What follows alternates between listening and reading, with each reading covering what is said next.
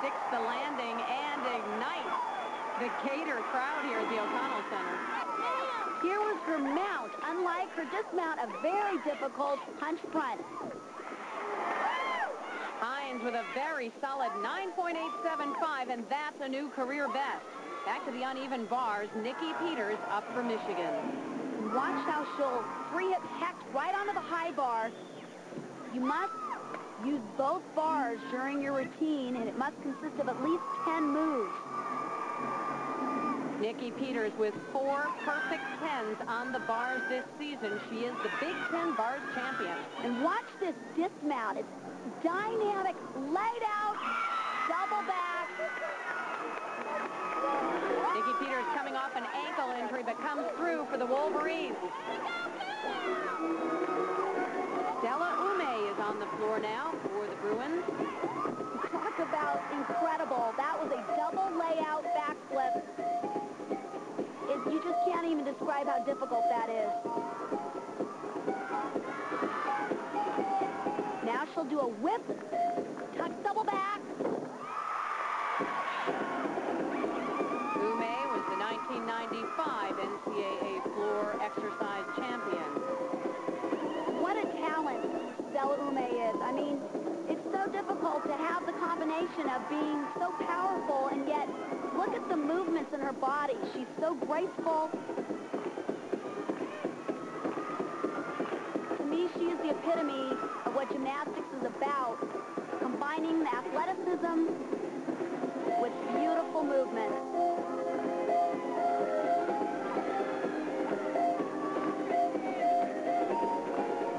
Stella was a 1992 Olympian for Canada, finished 16th in the all-around.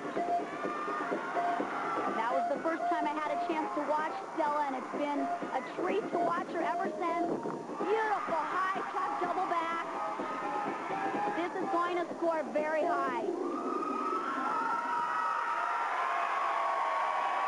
Stella Ume from Mississauga, Ontario.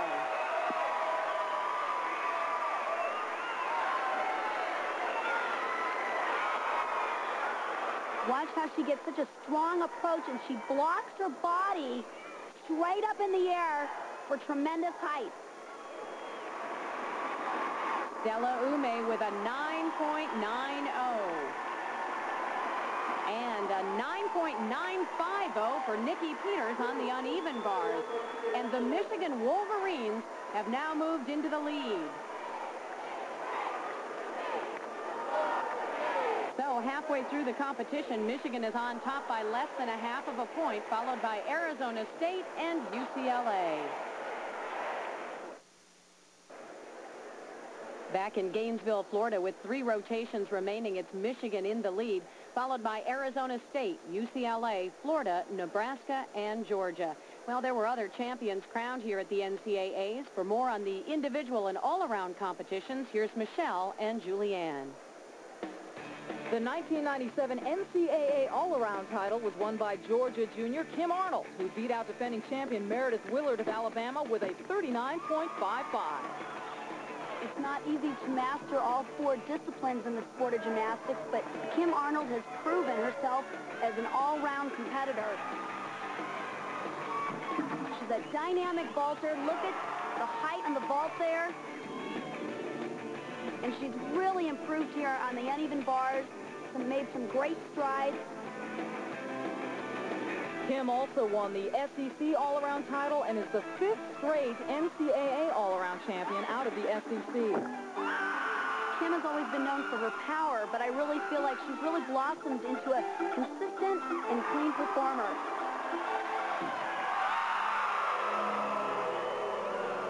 In the individual competition, Georgia's Jenny Beathard took honors on the uneven parallel bars with a score of 9.95. Beathard fell off the bars in the final rotation of last year's team competition, and the sophomore had to recover from 2 ankle surgeries this past fall. For Beathard, this performance, and in particular her dismount, punctuated her comeback.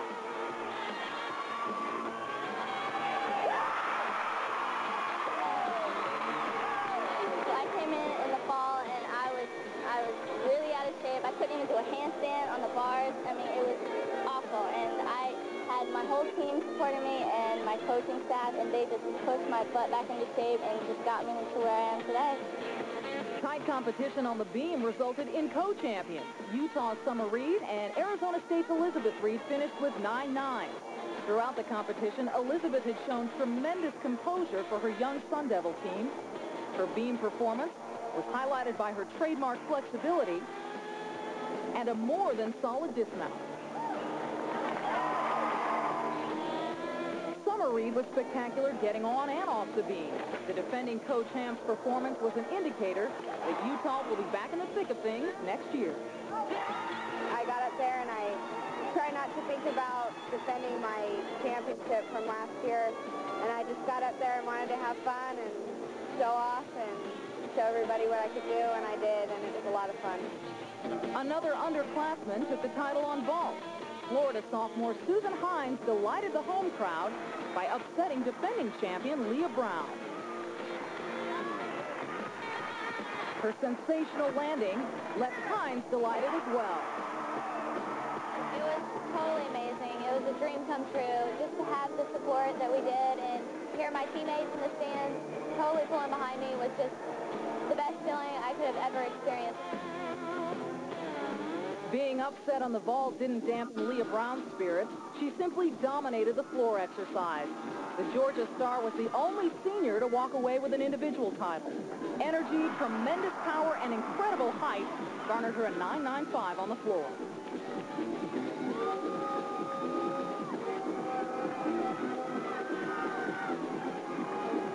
And I think as a senior, every gymnast wants to come into this championship and really make a splash. With Leah Brown, her athletic achievements are apparent. She's very dynamic and powerful.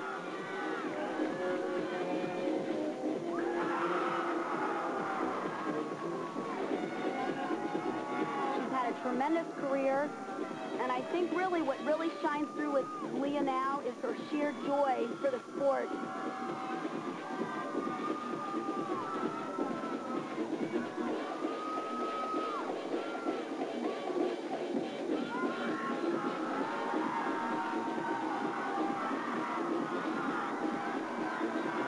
Leah Brown's sheer joy translates to the crowd as well. They loved her performance, and she loved their support.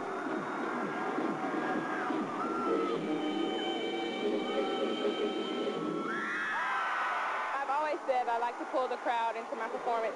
They keep pushing me. You know, my routine is exhausting to me.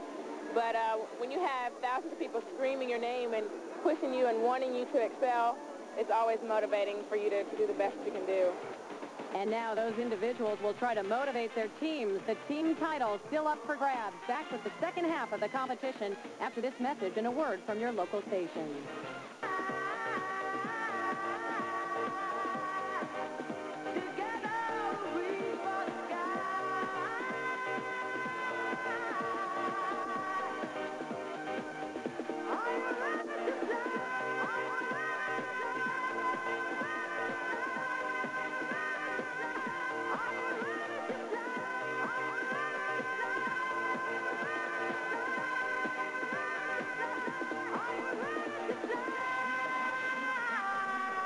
We have seen some great performances here in Gainesville at the NCAA Women's Gymnastics Championships.